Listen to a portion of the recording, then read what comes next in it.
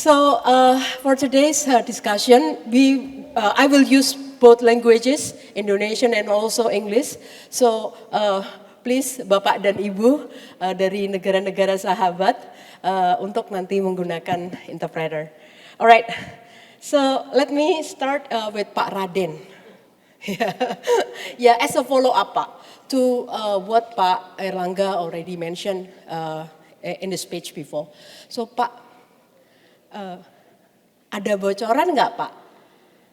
Apa next reform yang sedang disiapkan oleh Kemenko Perekonomian? Jadi spill Pak, silahkan. Ini mic-nya cuma satu, nggak ada mic lagi. Terima kasih Bu Deni, Ibu dan Bapak sekalian. I think there is no secret, there is no new recipe anymore. Because you already explained all the recipe, I mean, to transform the economy, restructuring, you mentioned also the fiscal and monetary policy, the combination of fiscal and monetary policy is already there. And also the minister already mentioned about what is the initiative that already covered. Yeah? Of course, just in a different angle, I just want to emphasize it is important for Indonesia to recognize that business as usual, we cannot continue to have a business as usual, right? And we have to do more. We have to work harder. And at the same time, I think there's no complacence. I mean, we agree that 5% simply not enough for us. Yeah, because, I mean, just using a simple formula, if you just continue to have 5% or even if more, if less, then certainly Indonesia will be in the middle income trap. This is not in line with our goal. Our goal is basically we need to grow to become a more prosperous and advanced country by 2045. But at the same time, we understand the problem because the aging population will come in, either 2035 or the 2040. So I agree that the time constraint is there. We don't have a lot of time anymore, probably 10 to 15%. So I agree in the sense that there is no business as usual anymore for Indonesia. So I just want to make some point basically because the inflection is just similar to the crossroads, right? Inflections. Certainly we need to have a change in the mindset.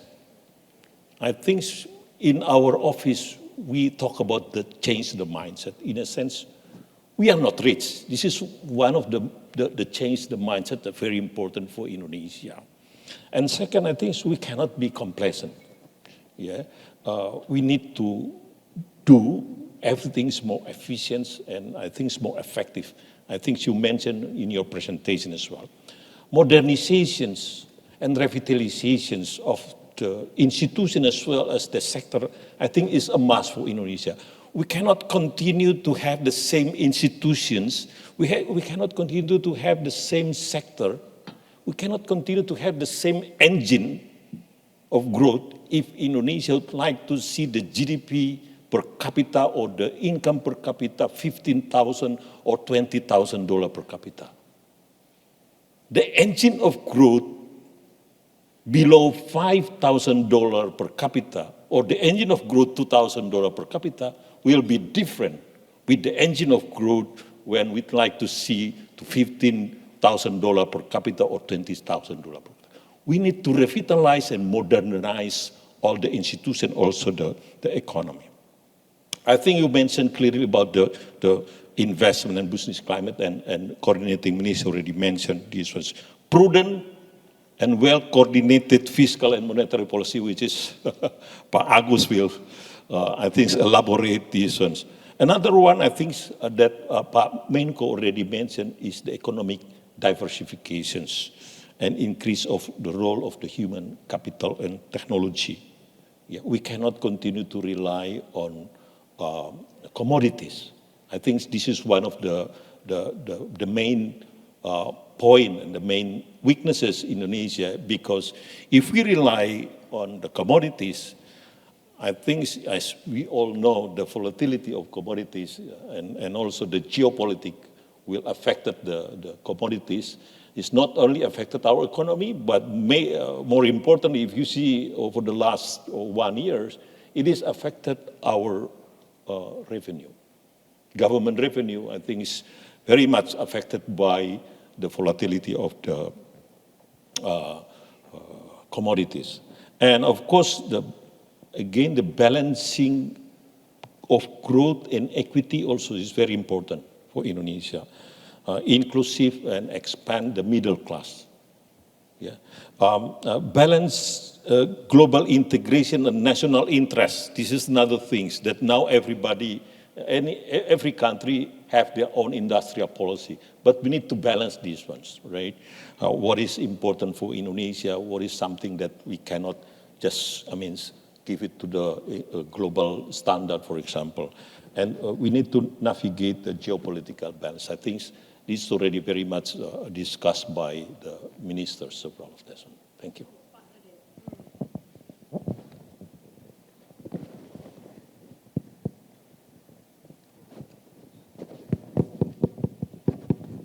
Oh, okay.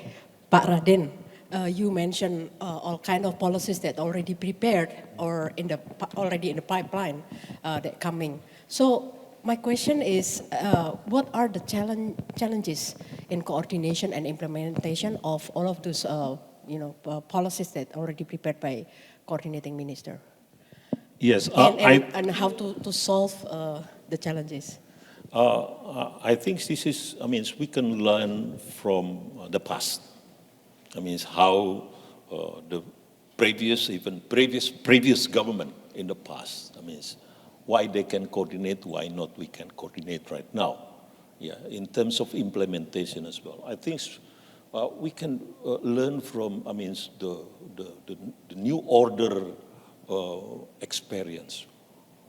I think we Harto era. Yeah, Yes. New order. Just to make sure that we understand what is new order. Yeah. During that time, I think it's the implementations, the coordinations is very effective.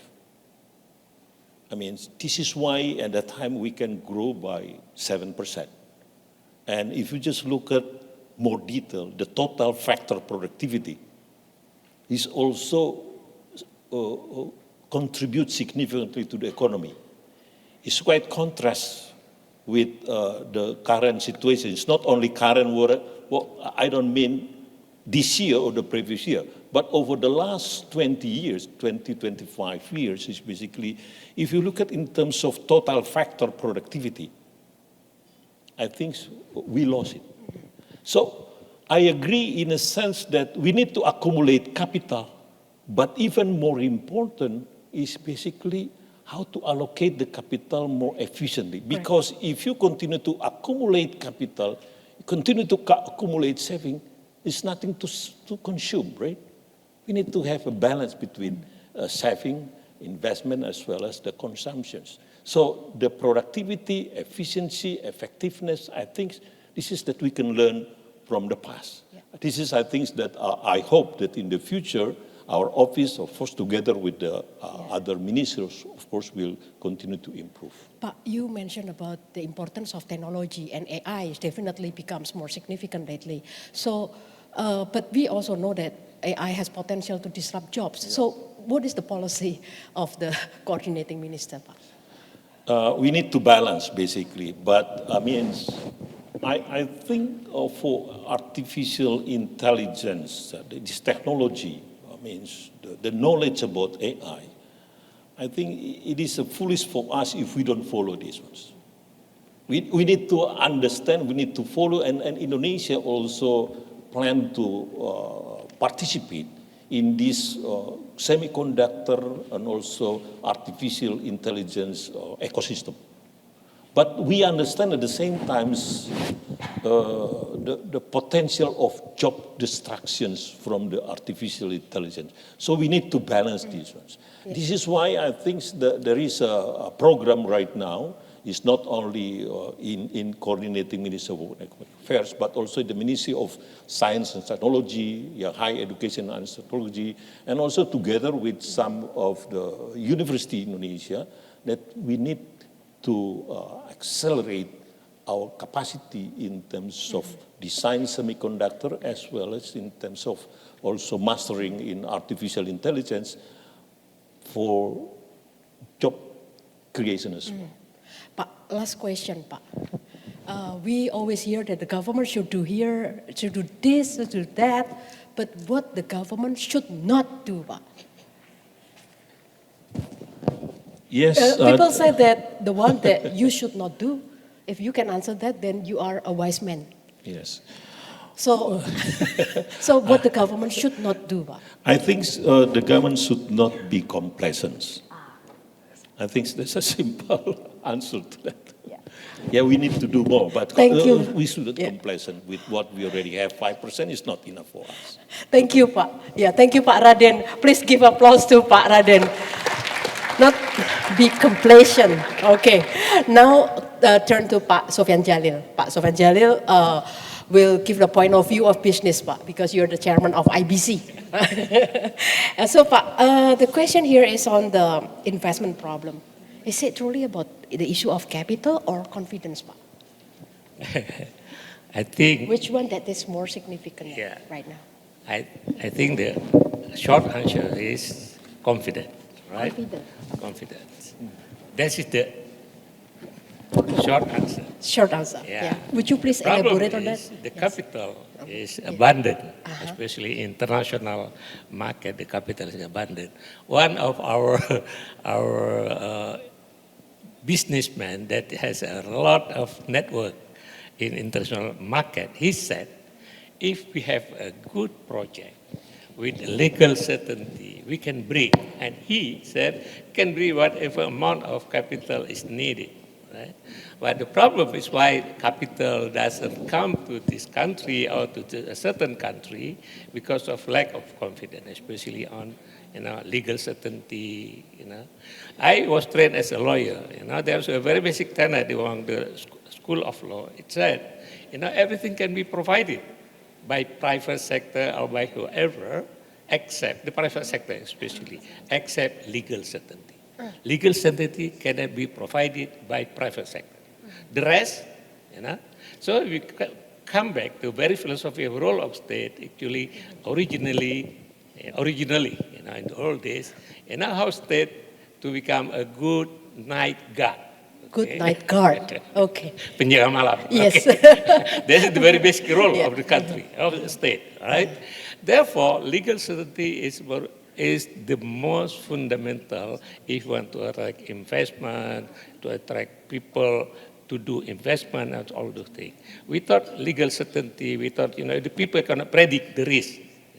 Therefore, I think, Pak Menko just mentioned, Pak Raden also mentioned about institutional development. From my perspective, the most important institutional development is let's create legal certainty. Let's create institutional law enforcement and so on and so forth, so that to make people feel comfortable. If they come to Indonesia, they invest something, they can predict. They can, there was a case. One of my friends, a foreign investor, he said, from my perspective, everything has been predicted. We calculate about risk. But if there is no legal certainty, all what you have calculated is simply, you connect. That is the problem. Okay, Pak, because you mentioned about the legal infrastructure, and Indonesia capital market is quite shallow, Pak. So what kind of legal infrastructure needed in order to deepen our financial market, Pak? I think talking about shallow or deepening financial capital market, financial market in Indonesia, a lot of discussion and a lot of research has been done about that, right? I think one of the most important thing is also let's make legal certainty, people can predict, so they can take the risk because they know what is the risk over there, something like that. In addition to that, a lot of proposal has been, float around, how to make financial deepening. Right? In the past, I think since our reformasi, our institutional agencies, become quite fragmented, and the role of financial development in this, we have OJK, we have BI, Bank Indonesia, we have Kementerian Keuangan, right? We have LPS. Most of the attention has been paid on financial stability, lack attention on financial development. Until we passed the law 2 years ago about Undang-Undang P2SK, and there is a role of financial development that assigned to the Minister of Finance. I think right now the Minister of Finance also talking about how to deepen the financial market in Indonesia, including mostly capital market. Yeah. According to your observation, Pak, is the direction taken or initial steps taken by the MOF following the Undang-Undang P2SK is already on the right track, Pak? I think, yeah, but it takes time, of course, right? And how to accelerate, Pak? Huh? How to accelerate? How to accelerate? Yes. I see. Yeah, I think right now, Pak Raden just mentioned, the problem we know, the 11 is in the room, right? How to address that issue. Okay, so that is not something not rocket science actually, but how the implementation, to be more effective. The government is need to take a robust action, something like that. Pak, lately going even more fundamental, Pak. Lately there is a discussion about Article 33 in the Constitution, Pak, that the state must control strategic economic sectors, Pak. So what's your take, Pak, to ensure that state involvement in the economy actually does not create a crowding out, not crowd out the private investment, Pak? I think and also the role of SOEs, Pak, Yeah. and Danantara maybe, related to this. I think the discussion about Pasal 33 Undang-Undang 45 has been there for for a long time, since our independence. Even during Bung Hatta still alive, he also stressed about the meaning Pak, of don't Pasal. reveal your generation, Pak. Yeah. I was minister. Don't reveal your generation, Pak. Yes. Okay, so that the discussion about Pasal 33 is very flexible. You can interpret this way or this way, right? It depends on what is behind your back mind, right? I was Minister of State and Enterprise at that time. I tried to interpret that Pasal 33 should be, the state should play a role where the private sector actually cannot play. But in those days, in the early new orders, actually the role of private sector is still very limited. At that time, the government played and involved in all kinds of sectors. They built a cement factory, they built fertilizer factory, and all those things.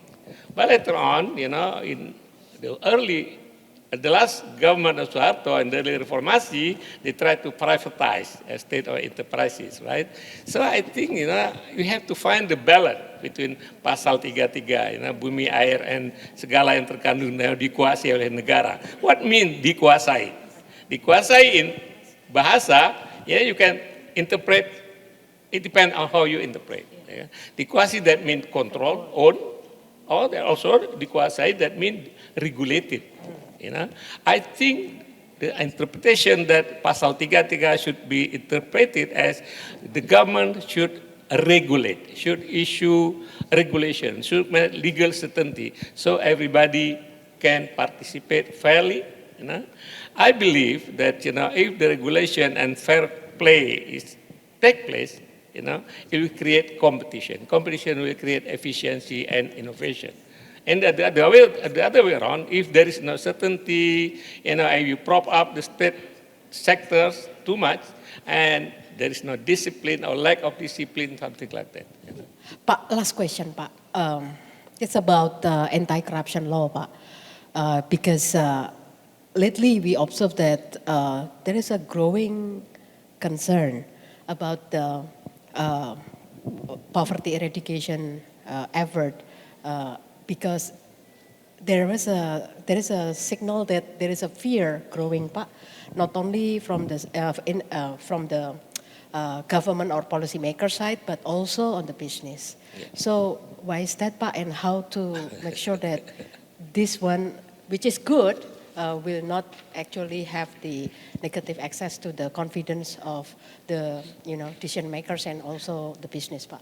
Yeah, I think Pak Eri is here. He will make a comment. I think this question will much better be answered by Pak Eri. But in short, I can assure you, because I used to serve in the government. The bureaucrat is very risk averse. Okay, the bureaucrat very lack of what you call it. Kecenderungan, tendency to make creativity is very lacking within the bureaucracy. During my time, because I have a background as a sarjana hukum, so I know a bit about a legal concept. Therefore, when I was in the government, I was very eager to make decision based on discretion, because discretion is a must. If the government official cannot make discretion, we need so much law, so much regulation. You have to address all those things. If there is so many regulation, it's very difficult also. Everything need to be, juklak juknis. So that actually the bureaucrat should encourage to be more creative, to find solution, with a good faith, of course. Okay, and then if that happens, a lot of innovation take place. I remember when I was Minister of ComInfo. At that time, we want to move to ICT, digital era. At that time, the frequency for 3G, all frequencies has been allocated. Have to find a way how to, open that frequency for 3G that has been allocated, and force the company to give that frequency back and then to introduce with bidding mechanism. While the bidding law in Indonesia, the bidding law, undang-undang tentang tender, the tender in Indonesian system is the winner takes all, right? Whoever paid the higher price will take all. But at that time, we need three operators at that time: Telkom, Indosat, XL, And then these three companies had to have at least one block of frequency allocation. But the law said, the winner takes all. So what we did at that time, I designed a regulation or discretion, and then I brought to cabinet meeting, and then asked the president, and the cabinet approved that. I violated the law itself. Because without violation of the law, this cannot be resolved. That kind of creativity is needed, and then the government official need to be empowered to do that. With a good faith, with accountability, with creating with, in bahasa, what you call it, you have to document the research, something like that. Because with that kind of creativity, we can solve a lot of problems. But, if the excessive, anti-corruption is said, if, it hinder the creativity, people will make a decision, safe decision only, let alone the SOE. In the SOE, it's a very difficult situation, because SOE actually, by definition, at that time we interpret BUMN, Badan Usaha and Milik Negara. Which one is stressed, BU or MN? We stress on BU, Badan Usaha, that is state or enterprise is a corporation. So they have to make decision, they have to make creativity, they have to take risks, all those things. Business judgment, yes. Yeah. Otherwise, this becomes under bureaucracy. But you stress on MN, Milik Negara, you have to care, this will merugikan negara or not, something like that. So that's, I think, how to balance, to interpret Pasal 33. Now, I apologize. I will use Indonesian. Ternyata capek juga ya pakai bahasa Inggris terus ya. Oke, so now saya ingin bertanya dengan Pak Agus Marto. Ya, mohon maaf ya Pak. Nah, maaf nih Pak, saya mulai serak-serak. Pak, saya mau bertanya begini Pak, karena Bapak dulu Menteri Keuangan. Jadi bagaimana ya Pak ya sebagai kebijakan fiskal kita itu bisa gas pertumbuhan ekonomi tetapi tetap kemudian fiskalnya itu aman dan kredibel Pak. Terima kasih. I will speak in Indonesia.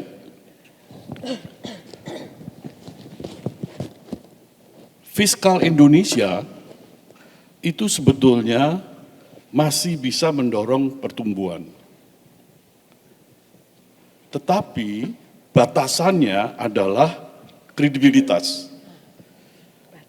Dan kredibilitas itu bukan hanya tingkat defisit dari fiskal. Kredibilitas itu luas. Jadi, kalau kita bicara kredibilitas dari fiskal, itu kita bicara tentang defisit fiskal boleh negatif, tetapi harus bisa terprediksi. Tidak bisa kalau misalnya di tahun 2025 Indonesia mau punya budget defisit 2,5%, tapi realisasinya defisit 2,9%. Jadi itu namanya tidak terprediksi. Jadi kita harus yakin bahwa fiskal kita itu ada di jalur yang terprediksi. Tetapi kalau fiskal defisit 2,5% yang jadi 2,9%, kita juga harus perhatikan bahwa untuk servicing debt servicing, itu ada hal-hal yang mesti kita perhatikan. Jadi di fiskal kita tahu bahwa debt service ratio, rasio penghasilan negara untuk membayar hutang dan bunga, itu sudah sampai 44%. Sedangkan multilateral agency mengatakan yang sehat itu adalah antara 25 sampai 35%. Gitu. Kalau Indonesia mempunyai rasio total hutang dibagi dengan penghasilan negara itu kurang lebih ada di 350%, multilateral agency mengatakan Indonesia harus ada di kisaran 150%. Gitu. Kalau Indonesia mempunyai total pembayaran bunga per tahun dibandingkan dengan penghasilan kita, udah sampai di tingkat 19%. Sedangkan multilateral agency yang respected mengatakan itu idealnya antara 7 sampai 10%, itu artinya sudah melampaui. Jadi yang saya ingin sampaikan, kredibilitas ini harus dijaga dengan menjaga defisit dan juga debt servicing yang wajar. Yang lain yang mesti kita perhatikan adalah primary balance. Indonesia beberapa kali ada primary balance yang negatif. Tetapi terakhir ini primary balance kita meningkat tinggi. Tahun lalu minus 20 triliun, tahun ini minus 180 triliun. Dan primary balance kita tahu artinya adalah APBN kita membayar bunga dan cicilan hutang dengan menarik pinjaman baru. Jadi kita tidak punya pendapatan negara yang cukup untuk membayar bunga dan cicilan hutang kita. Kita harus tarik pinjaman baru untuk membayar bunga dan cicilan hutang yang jatuh tempo. Nah, primary balance negatif tidak apa-apa, tetapi harus ada perbaikan. Tidak bisa justru tambah buruk. Yang lain yang kita harus perhatikan juga adalah pengeluaran di dalam APBN harus sepenuhnya diarahkan untuk pengeluaran yang produktif. Kita harus hindari pengeluaran untuk hal-hal yang tidak prioritas atau hal-hal yang populis ataupun hal-hal yang tidak mempunyai outcome yang jelas dan baik. Jadi pengeluaran kita harus betul-betul produktif. Yang lain yang saya pengen sentuh, di dalam fiskal kita, apabila kita mau membelanjakan fiskal kita untuk proyek-proyek khususnya yang besar, itu perlu ada yang disebut funding plan dan outcome test dan governance yang baik. Jadi yang saya titipkan adalah APBN itu, khususnya kalau udah ada proyek-proyek yang baru, itu funding plan perlu ada. Dan di Indonesia, sebagai orang yang 40 tahun terakhir saya mengikuti perkembangan di Indonesia, kita di kementerian lembaga dan BUMN lemah sekali dalam melakukan project preparation, menyusun feasibility study, menyusun front-end engineering design, membuat front-end design atau engineering, procurement, construction, itu kita lemah sekali. Nah kalau di situ kita lemah, itu pasti nanti akan muncul korupsi, kolusi, nepotisme. Dan akhirnya membahayakan APBN itu sendiri. Jadi, yang saya bayangkan adalah kredibilitas dari APBN, mulai dari penyusunannya sampai realisasinya harus baik. Kalau misalnya kita di APBN tahun 2026, kita baru keluarkan peraturan pemerintah di awal tahun, itu kita belum pernah terjadi seperti itu. Karena kalau APBN sudah disetujui, itu kita harus membuat DIPA, daftar isian program anggaran. Dan biasanya selama 20 tahun terakhir, DIPA itu sudah dikeluarkan sebelum akhir tahun. Tetapi kita pun tahu kalau APBN 2026 sudah disetujui di bulan September, itu sebetulnya proses pengadaannya sudah bisa dimulai di masing-masing kementerian lembaga. Tetapi tanda tangan kontraknya harus dilakukan di awal tahun. Nah jadi upaya-upaya seperti ini yang harus dilakukan supaya fiskal kita sehat, kredibel, dan bisa mendukung pertumbuhan ekonomi. Pak, apakah dengan demikian diprediksi jangan-jangan 1-2 bulan ini juga eksekusi anggaran akan lambat Pak, sama seperti tahun lalu ketika tiba-tiba kemudian ada inisiatif untuk efisiensi Pak? Jadi seperti yang disampaikan Pak Raden, memang perubahan mindset itu harus ada. Dan Indonesia selalu kalau sudah merealisasi anggaran, itu pasti realisasinya yang banyak di bulan Juni sampai Desember. Di awal tahun itu selalu pelan. Apalagi sekarang, kalau seandainya peraturan pemerintah terkait APBN-nya baru keluar, dan sekarang lagi menyusun DIPA, terus nanti baru pengadaan, procurement, dan itu akhirnya membuat semuanya mundur gitu. Jadi hal ini harus didorong, dipercepat. Nah tadi Bapak sempat menyampaikan tentang large project Pak, karena Bapak malang melintang di perbankan Pak. Apa sebenarnya peran yang bisa dimainkan atau peran yang pas yang perlu dimainkan oleh negara, BUMN, mungkin lembaga internasional, ya pendana-pendana besar Pak, sama swasta Pak. Jadi bagaimana membuat proyek besar yang mungkin awalnya itu financially atau marginally kurang viable Pak, itu menjadi layak gitu Pak. Itu peran yang harus dimainkan oleh masing-masing pihak apa Pak? Termasuk Danantara mungkin Pak? Iya. Jadi Bu Deni menanyakan tentang peran dari APBN ataupun Danantara untuk membuat proyek-proyek yang besar itu cepat bergerak, gitu ya, dan layak. Gitu. Saya kasih pandangan bahwa proyek besar itu banyak yang tidak bergerak seperti rencana. Dan tidak bergerak seperti rencana atau pelan, itu bukan karena nggak ada uang, gitu ya. Bergerak tidak sesuai rencana karena ada faktor resiko dan ketidakpastian yang belum ditangani. Resiko dan kepastian itu adalah yang membuat satu proyek tidak bankable.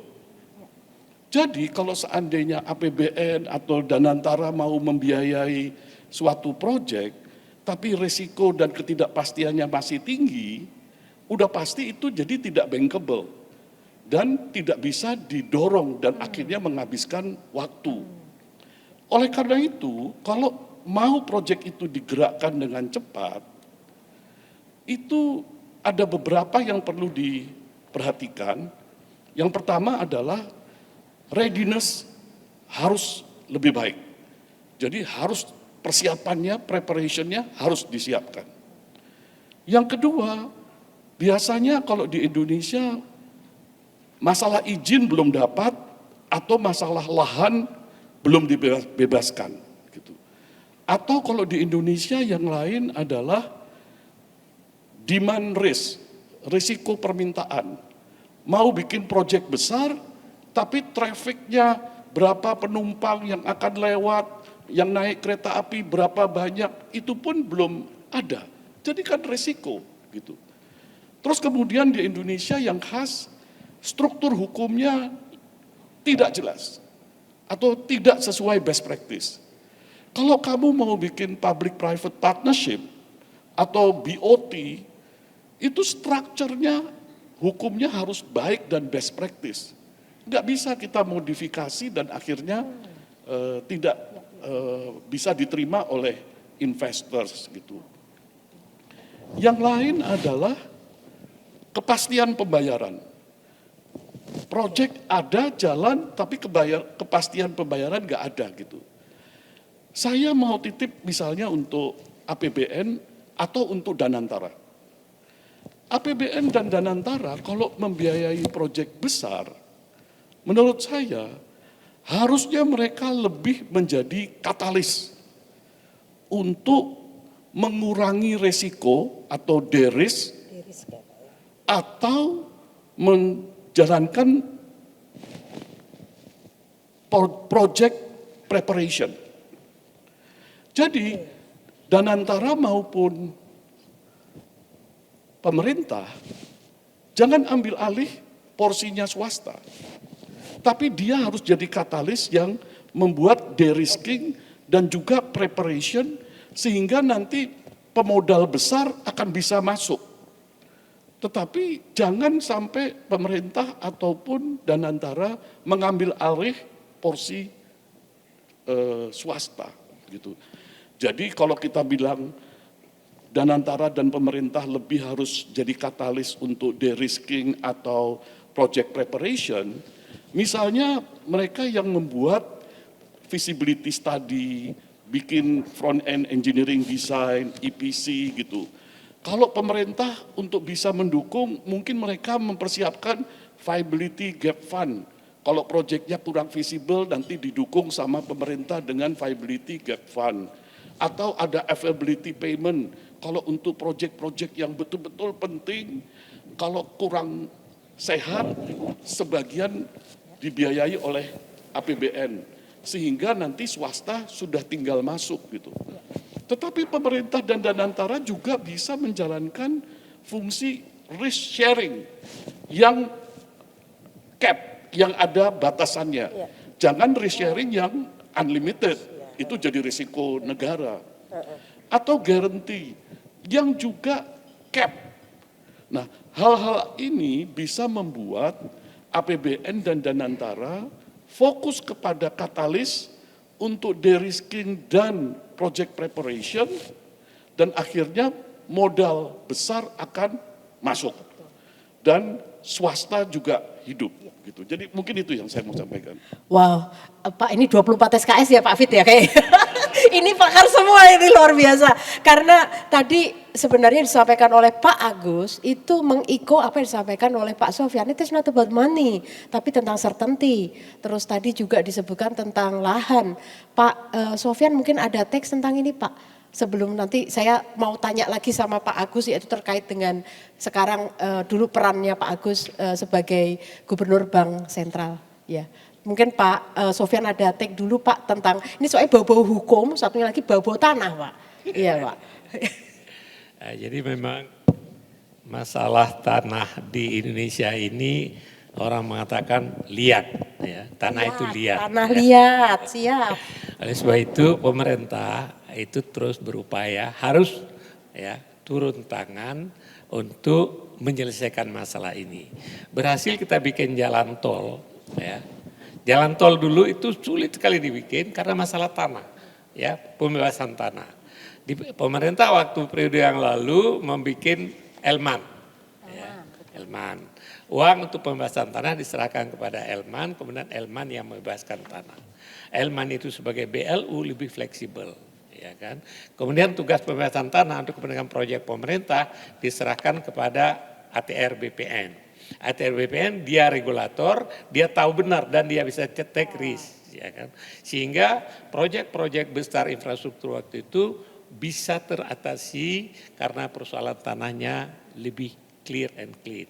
Oleh sebab itu persoalan tanah ini atau persiapan proyek itu harus menjadi prioritas. Sekarang sudah ada bank tanah. Tapi bank tanah ini harus kita dukung sebagai lembaga baru untuk menjadi katalis untuk menyiapkan ketidakpastian dalam urusan tanah ini menjadi lebih pasti. Ya, terima kasih Pak. Pak Agus, pertanyaan terakhir Pak. Ini terkait dengan Central Bank Independence dan kayaknya sejak hari Minggu menjadi signifikan karena ada sesuatu yang terjadi di Amerika Serikat.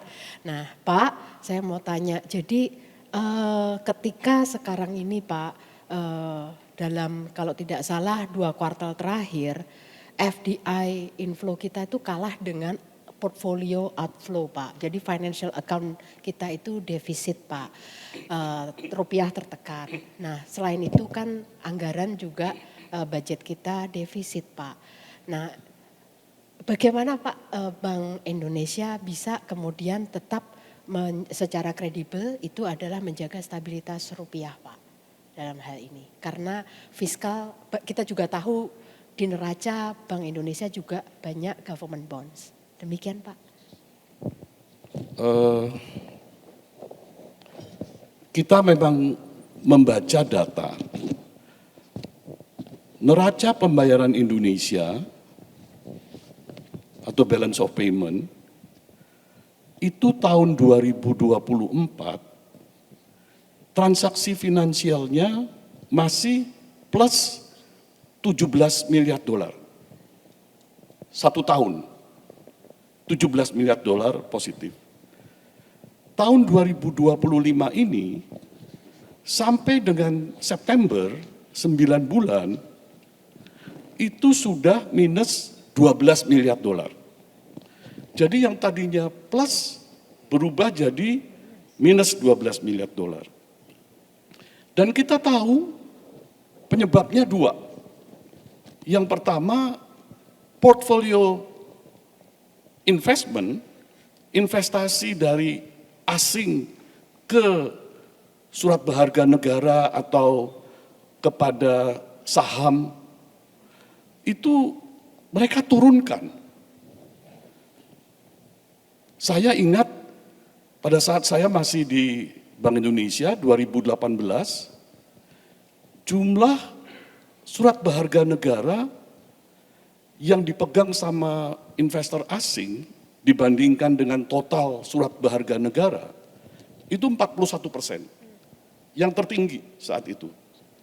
Sekarang Indonesia surat berharga negara yang dipegang sama investor asing itu 13%.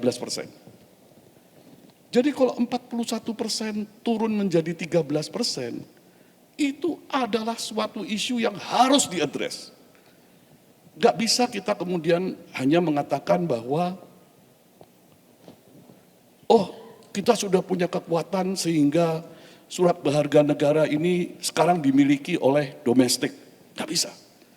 Dan kita lihat bahwa ternyata Bank Indonesia sudah paling tidak memegang surat berharga negara 1.600 triliun. Kita pada saat reformasi di tahun 2000 sudah mencanangkan untuk bisa terjadi stabilitas sistem keuangan, central bank harus independen.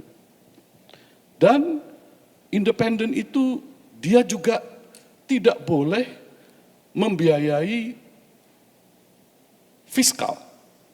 Jadi otoritas fiskal sama otoritas moneter harus berkoordinasi dengan baik, bekerja sama dengan baik, tetapi tidak boleh ada dibaca fiscal dominance. Tidak boleh. Dan fiscal dominance itu adalah contohnya kalau seandainya fiskal terlalu berperan dan untuk membiayai APBN atau fiskal menggantungkan diri kepada bank sentral atau otoritas moneter. Kita semua tahu di undang-undang itu dimungkinkan kalau seandainya kondisi krisis seperti kita ada COVID, itu kita minta persetujuan DPR untuk bisa ekstra membiayai fiskal dibiayai oleh moneter. Tetapi kalau sudah tidak krisis, gak boleh. Gitu. Gak boleh. Indonesia ini mempunyai ciri khas di trias politika kita. Trias politika kita ada fungsi eksekutif, yudikatif, legislatif. Kebetulan kita untuk menyusun undang-undang atau membuat anggaran APBN, itu pemerintah harus bekerja sama dengan DPR untuk menyetujui. Kebetulan kalau di Indonesia banyak ketua partai yang jadi anggota kabinet.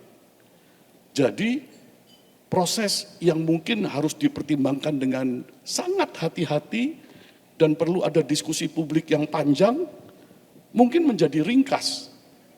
Dan untuk itu memang bagian daripada zamannya yang kita tentu harus jaga supaya ini hati-hati. Nah itu yang saya ingin katakan bahwa sekarang ini juga ada kecenderungan bahwa fiskal untuk beberapa proyek besar itu kita minta dibiayai oleh moneter. Dan itu dilakukan bukan pada saat kita krisis. Nah hal itu bisa membahayakan financial system Indonesia. Jadi kita istilahkan harus koordinasi tetapi tidak boleh ada fiscal dominance. Dan kita melihat kalau seandainya kita mau tumbuh 5% atau 6% atau 7%, kita pasti perlu dukungan dari dana internasional. Nah kalau dana internasional sudah turun investasi di Indonesia, ini adalah harus kita respons. Jadi bagaimana kita merespons kebijakannya nanti kita bisa bicarakan. Tetapi yang penting permasalahannya kita tahu supaya kita tidak masuk ke tahun 2026 dan complacent. Ya, Terima kasih. terima kasih. Sekarang kepada Pak Fit. Pak Fit, ini kan untuk dalam rangka memobilisasi revenue tadi Pak, membuat fiskal kita menjadi lebih sehat. Itu what kind of tax dan non-tax reforms Pak, yang visible dan bisa ngegas pertumbuhan Pak? Oke, terima kasih. Oke, kayaknya lebih, ya lebih jelas di sini. Makasih Pak Sofyan. Makasih Bu Deni, Pak Raden, Pak Agus, dan Pak Sofyan. Saya sebagai akademisi akan ngomong apa adanya, tapi akan saya sensor sedikit ya. Seperti biasanya. Satu, Sebelum saya menjawab apa yang harus dilakukan, saya harus ngasih tahu apa yang menyebabkan revenue kita itu rendah. Di Indonesia itu, tax to GDP itu downward trend. Sekarang udah di bawah 10%. Apa sih? Satu, mayoritas orang di Indonesia itu berada di luar tax system. Tidak punya NPWP. Data dari Komwasjak itu hanya 47% yang ada memiliki NPWP.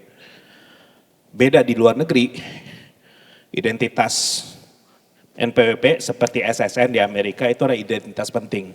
Pindah apartemen, apply pasport, bikin SIM, itu seluruhnya berada di sana. Di Indonesia tidak seperti itu. So, NPWP itulah sebagai kewajiban bukan kebutuhan. Kenapa? Bisa bikin SIM tanpa NPWP? Bisa. Apakah orang yang punya NPWP lebih cepat bikin SIM? Enggak juga. So, itu yang mengakibatkan banyak orang yang berada di luar sistem, hence revenue turun. Enggak optimum. Yang kedua, saya harus ngomong tentang complicated cigarette tax system. Indonesia itu salah satu yang paling kompleks. Cigarette tax systemnya karena ada 4 pertimbangan. Teknik produksi mesin atau tangan. Golongan produksi di atas 3 miliar atau di bawah 3. Terus rasa ada cengkeh atau enggak. Terus harga jual, kompleks. Tax yang complicated ini mengakibatkan revenue tidak optimum. Dan saya tidak kaget tax revenue untuk cigarette tax itu tidak terpenuhi.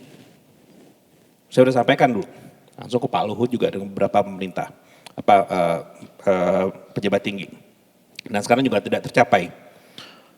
Ya, sekarang hari ini saya mendapatkan informasi akan dibuat lagi TIR yang baru. No, ya yang paling baru, yakinlah down trading akan terjadi, revenue akan suboptimum. Berikutnya, small share of productive spending, ini sudah disampaikan oleh Pak Agus. Productive spending yang bisa meningkatkan pertumbuhan ekonomi, itu kan biasanya ada capital spending. Itu yang bisa meningkatkan production capacity. Share-nya turun, bagaimana ekonomi akan tumbuh? Tax revenue akan tumbuh kalau spendingnya yang untuk produktif sedikit. Berikutnya, Indonesia itu nomor 5 tertinggi di threshold untuk presumptive tax di dunia. Jadi batasan presumptive tax kita itu 4,8 miliar per tahun. Dan ketika di atas 4,8 miliar per tahun itu efektif tax rate-nya itu begitu jauh besar sehingga mengakibatkan orang lebih enak berada di bawah 4,8. Oke. Nah ini karena tadi Pak Agus tadi ngomong tentang spending kita eksplosif. Kuartal 1, kuartal 2 rendah, 3, 4 gaspol ya Pak ya. Gaspol rembong. Apa implikasinya? Implikasi pertama itu adalah service, ya layanan publik, infrastruktur yang harusnya bisa disediakan, yang bisa meningkatkan pertumbuhan ekonomi itu tidak tersedia, ya. Di sisi yang lain akan ada inflationary pressure karena ada tekanan untuk spending. Nah itu permasalahannya. Solusi dong, betul? Solusi satu, kalau untuk yang tax, cigarette tax, simplify. Don't make it too complicated. Yang dilakukan hari ini justru membuat lebih complicated. Yang kedua, dan ini saya sudah 20 tahun sejak balik dari Amerika, mengusulkan gunakan NIK sebagai basis untuk pajak. Karena anak lahir, langsung NIK. Itu akan bagus untuk addressing, ini orang ini berapa sih potensi income-nya, karena seluruh registrasi aset itu berdasarkan NIK. BPKB, ya, rumah dan seterusnya, jadi akan ketahuan potensial income-nya, match nggak dengan tax report-nya. Oke, berikutnya untuk social assistance spending, itu juga bagus karena akan ketahuan, ini orang profil asetnya memang miskin atau kaya. Boleh saya buka sedikit? Waktu COVID dulu Pak, ada beberapa dosen yang kebetulan menjabat komisaris itu mendapatkan bantuan langsung bantuan subsidi upah waktu pada saat COVID. Itu kan artinya basis datanya nggak kuat. Semoga bukan beliau-beliau karena tiga-tiganya komisaris. Enggak, kan bukan ini, kan bukan dosen, kan saya bilang tadi dosen. So, itu jadi kalau saya bilang sih itu satu, gunakan indikator sebagai basis. Yang kedua adalah yang paling dekat banget itu adalah cukai rokok. Cukai rokok, karena cukai rokok itu kontribusinya dari cukainya saja sekitar 10 atau 11% terhadap total revenue. Cari di mana negara yang bisa kontribusi sampai 10 sampai 11%, hanya dari cukai. Itu masih belum masuk PPN dan pajak rokok. Ya, belum lagi PPH di sektor tersebut. Tapi saya tahu karena kontribusinya besar, maka untuk mengubahnya itu challenge-nya bukan sedikit, Pak. Ya. Nah, kan saya akademisi, saya ngomong apa adanya. Siap. Baik, Pak, sekarang pertanyaannya selanjutnya dua langsung aja ya Pak Ya. ya, karena selanjutnya adalah tanggapan. Yaitu terkait dengan ini tadi Pak, sekarang ke sisi belanja. Ya. Karena ada program prioritas yang memang tiketnya besar sekali. Nah, jadi bagaimana ya Pak ya, kita semua paham bahwa niatannya sangat mulia, tapi bagaimana kemudian dampaknya terhadap pertumbuhan bisa tinggi, tetapi negatif impactnya terhadap budget itu juga bisa kemudian di-contain gitu. Oke. Dan yang pertanyaan yang terakhir Pak, tadi karena Pak Erlangga mengatakan sebenarnya semua resiko sudah di price in. Tetapi saya mau tanya Pak, ada blank spot nggak Pak yang mungkin menurut Bapak itu belum di price in oleh market pokoknya underprice itu dan bisa saja sekonyong-konyong itu kemudian muncul. Oke, mungkin yang kedua nanti agak diingatkan saya karena biasa saya punya kecenderungan short term memory loss. Sama Pak. Ya, jadi saya akan menjelaskan yang pertama dulu, no memory ya. Tapi saya masih ingat nama Mbak Deni kok ya. Saya fokus ke MBG dulu Bapak Ibu semua. Dan saya sudah ngomong ini di Bappenas. Dalam forum ini, di Bappenas, secara singkat. Jika kita mengharapkan MBG itu bisa berdampak positif terhadap pertumbuhan, maka lakukan targeted, bukan universal. Karena kalau universal, ekonomi tumbuh jauh lebih rendah. Kenapa saya harus kasih tahu targeted? Saya mulai dengan 2 pertanyaan di MBG, di Bappenas. Pertanyaan pertama adalah, jika Bapak Ibu, teman-teman sudah bisa makan 3 kali sehari, saya kasih makan gratis. Mau makan 4 kali, 5 kali apa enggak? Tidak. Pertanyaan kedua, jika sudah terbiasa mengkonsumsi dengan kualitas minimum 25.000 per porsi, saya kasih dengan kualitas maksimum 15.000, padahal 12.000 karena kan 3.000 itu kan untuk biayanya. Maksimum 15.000 deh, dikasih gratis. Tapi biasanya orang sudah berhasil, udah mengkonsumsi 25.000 per porsi.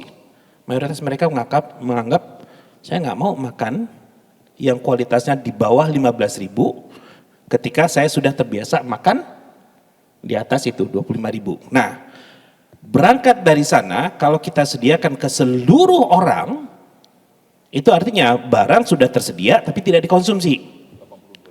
Betul. Saya bukan against, saya justru pro. Kenapa pro? Kita harus membiasakan bahwa presiden itu merealisasikan janjinya dan MBG faktanya adalah janji presiden. Dan kita harus mendukung. Tapi targeted. Kenapa? Dengan targeted ya pertumbuhan akan tumbuh optimum. Kenapa? Yang membutuhkan ya dari data BPS menunjukkan yang rawan pangan, yang merasa kekhawatiran tidak mendapatkan makanan yang cukup cuma 15%. Fokus ke 15% ini. Ketika yang 15% ini dibantu, maka mereka akan terbantu kecukupan gizinya, mereka tidak mengeluarkan uang. Di sisi yang lain, dari sisi produsen, itu akan terbantu karena permintaan terhadap produk naik. Di sisi yang lain, inflasi terjaga. Ketika full scale, universal, inflasi pangan naik. Sebelum rilis, itu saya sudah sampaikan, inflasi naik, inflasi pangan naik. Apa inflasi pangan, implikasi dari inflasi pangan yang naik? Banyak orang jatuh ke kemiskinan, karena tidak setiap orang miskin, tercover di MBG.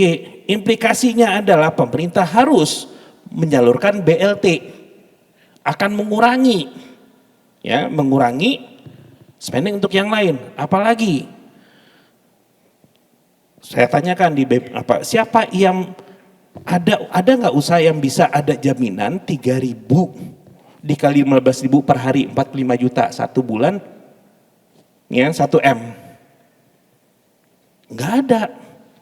Kalau nggak ada itu artinya apa? Itu akan menciptakan enak nih, lukratif nih, karena ini akan sekian lama, sebulan 1 miliar, sekian tahun. Then there's going to be rent seeking activities. Apa implikasi rent seeking activities? Yang harusnya kualitasnya 15.000 akan turun drastis. Apa implikasi berikutnya yang sekarang? Sekarang sistem itu adalah centralized. Faktanya dengan centralized itu harus disiapkan 3.000, maka akan mulai dari malam, dikonsumsi siang, jarak konsumsi dengan produksi itu jauh, maka implikasinya adalah potensi basi dan keracunan tinggi. Apa implikasinya? Pemerintah harus ngeluarin duit lagi untuk treatment, orang tua juga seperti itu. Jadi saya pro MBG, saya fokus ke MBG ya. Jika targeted itu akan berdampak positif terhadap pertumbuhan ekonomi, tapi jika universal, I don't think so. Ya. Apa tadi yang lupa? Terakhir adalah tentang blank spot, Pak. Blank spot. Dari mana, Pak? Dan apa? Kalau saya menyarankan kita fokus ke dalam negeri, karena dalam negeri itu sesuatu yang bisa dikontrol. Di luar negeri kita nggak bisa kontrol. Yang saya khawatir, yang perlu diperhatikan ini adalah climate risk. Implikasi dari climate. Ya, efek dari kejadian banjir Sumatera itu punya efek terhadap perekonomian. Dari satu, produksi, supply chain akan terganggu. Yang kedua, marketing ke daerah tersebut itu pasti akan terganggu. Yang ketiga, pajak di daerah tersebut akan turun. Di sisi yang lain pemerintah harus reallocate dana untuk restrukturisasi. Nah, yang namanya disaster nggak bisa diprediksi di mana dan kapan dan berapa besar magnitude-nya. Itu yang harus diperhatikan. Terima kasih, Pak. Now let me invite some speakers here from the floor to give a short point of intervention. First, Pak Eri Riana. Ya, Pak Eri Riana, expert panel of IBC. Please, Pak, for short points on intervention. No questions, but concise observation or challenges, Pak. Please, Pak.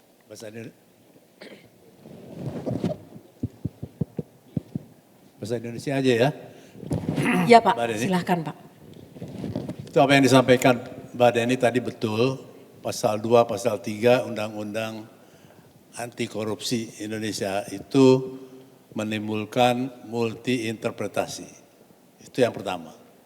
Yang kedua, memang fokus para aparat penegak hukum kita dalam memberantas korupsi bukan suap. Harusnya suap dulu. Kalau ada suap baru dipikirkan apakah ada akibatnya yang merugikan keuangan negara.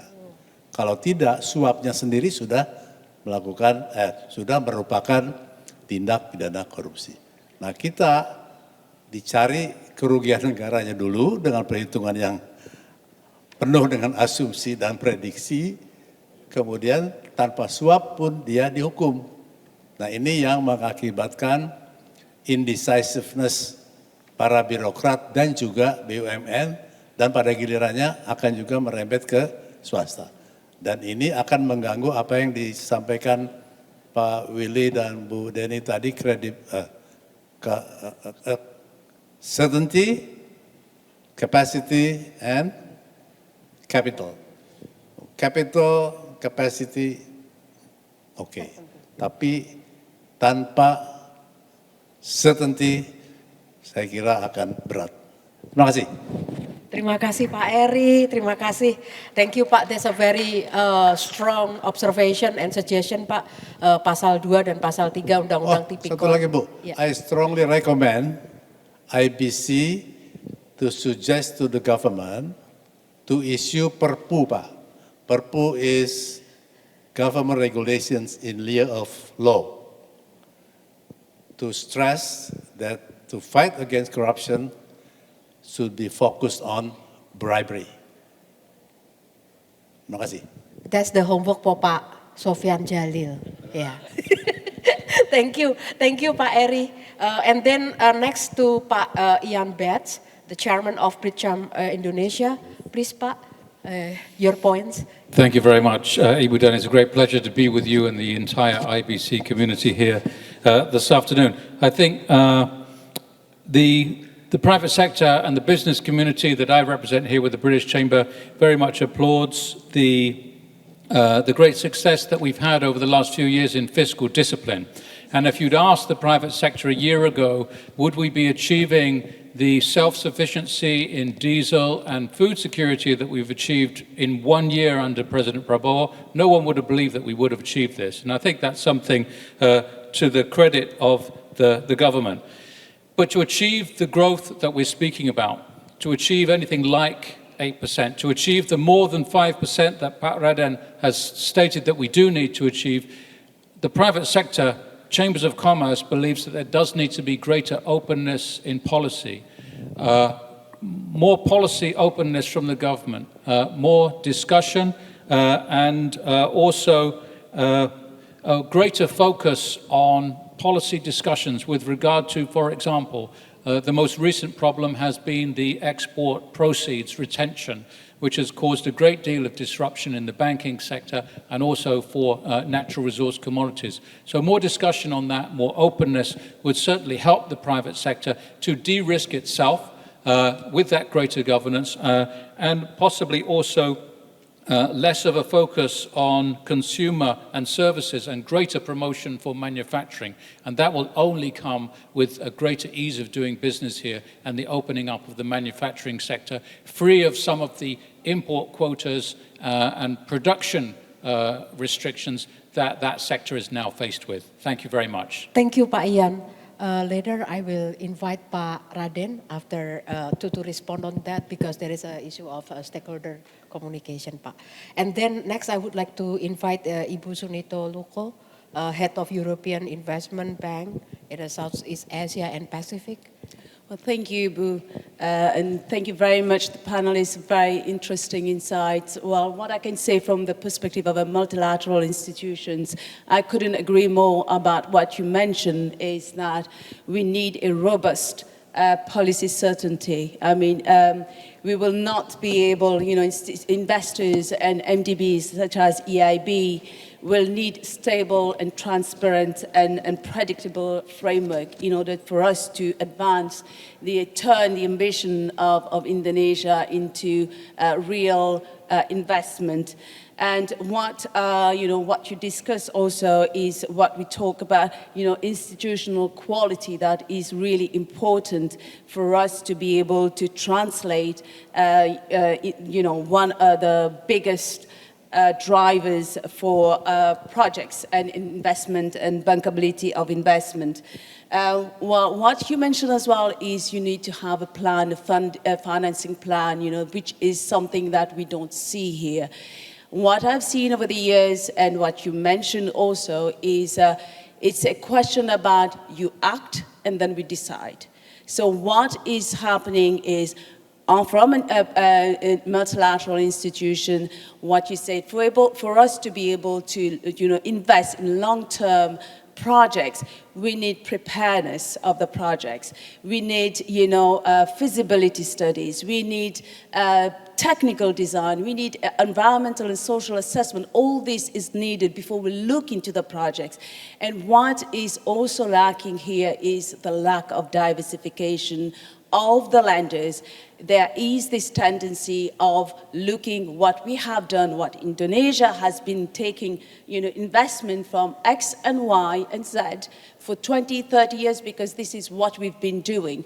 But what you have to see is get out of your comfort zone, find other institutions, bring value, get the new knowledge, get the new expertise, get the new technology, try to open up. And this is where you would be able to not put all your eggs in the same basket and diversify. So that is something, I would really like to see Indonesia moving forward, because this is the only way you can turn your ambition into real investment.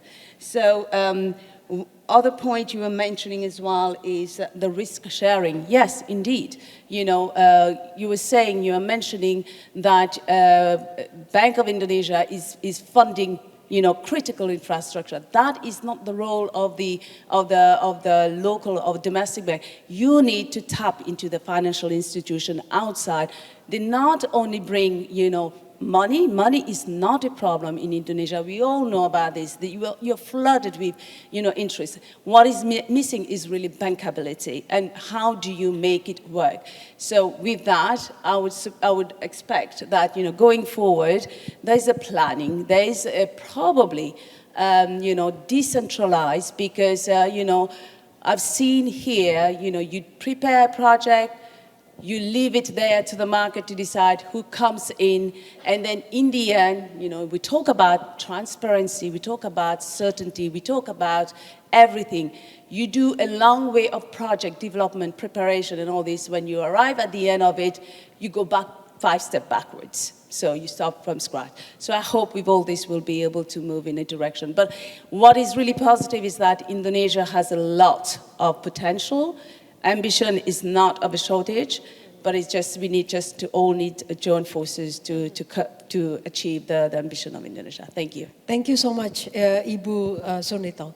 And then I would like to invite Ibu Lili Yan Ing, the Secretary General of International Economic Association. Please, Ibu Lili. Thank you so much for having me. First of all, congratulations to IBC and University of Indonesia for launching this very, very, very important and timely economic outlook, which I think will be highly appreciated worldwide. Let me share with you 3 simple observations. The first one's on the global economy. Over the last 55 years, the global economy increased from $3 trillion in 1970 to $117 trillion in 2025. Much of this growth has been contributed by export and investments. Looking ahead, economic growth will be determined by AI and digital capabilities. Core competitiveness of a country will be decided by AI and digital capabilities and reliability of renewable energy. So improving digital and AI capabilities and ensuring renewable energy is not an option, it is a must. The second observation is quality of economic growth. While Minister Erlangga mentions about those improvements in the quality of economic growth of Indonesia, those are just the screen of the computer. If we dip down, we have to be very realistic. The middle income class of Indonesia has been declining from 21% of the total populations in 2019 to only 17% in 2025. And it's even gonna be declining next year. Youth unemployment is staggering. Now it's even increasing at 17%. Real wages has been declining, and inflation's rate at 3% is even much higher than the declining of real wages. So that shows that Indonesia is facing weak demand. That's what we are facing right now. The third observation is that potential versus realizations. Potential investors come, see, and they got confused. That's the reality of Indonesia. And let me be honest with the data. The ratio of FDI of Indonesia to GDP has been declining from 1.9% to 1.6%. Now it's only 1.2%. 1.2%, while our neighbor Singapore is 27%, even Vietnam is 4.3%. China at its peak, it's reaching 6%. And let me conclude by highlighting, government is facilitator. The private sectors and consumers is the actor. So the government should play its role to facilitate the private sectors to grow and to develop and to establish and to make Indonesia as a well economy. Thank you. Thank you so much, Ibu Lili. That's a very sharp point. Brief reaction, please, Pak Raden, on all the comments and points of intervention from the audience. Thank you. I will not discuss all the comment, of course, because it will take day or even weeks probably to discuss all of this. But let me give you my observation as well, just similar to you, Lilia. Despite all the problem that we already table, right? All the list of the problem, I mean, we already observe all the problem. I think very much, even in our office, we try to identify the problem as well. And yet, 5%, we can achieve 5%. What I'm saying is basically, we still have a lot of opportunity. If, right, we conditional with, I think, all the suggestions from you, is very important for us. And I humbly admit that the government policy and implementation is far from perfect. Still need to improve. So I think as Jan mentions here, and also Lily, we can have open and constructive conversations. And I think we welcome all this input. Especially if I can assure you in our office, we welcome all of this input. And of course, from various think tanks like LPM, UI, we have also now IBC, and also from business communities and investment. That's what I can say. I think let's do it together. That's my response to all of your input to the government. Thank you. Thank you so Thank much, you very much. Pak Raden. Thank you. Please give a big applause for all the panelists here that shared their wisdom, and with statement made by Pak Raden. That's basically the end of today's discussion. But the bottom line here, like Pak Raden mentioned, move together. So government and private sector, we move together, continue the reforms. There is still opportunity in the market that we can work and exploit together. And not only that, what's important is building the certainty, capability, and also capital require, private sector and government to work hand in hand. So I stop here. With that, I'll hand it back to the MC. Thank you so much.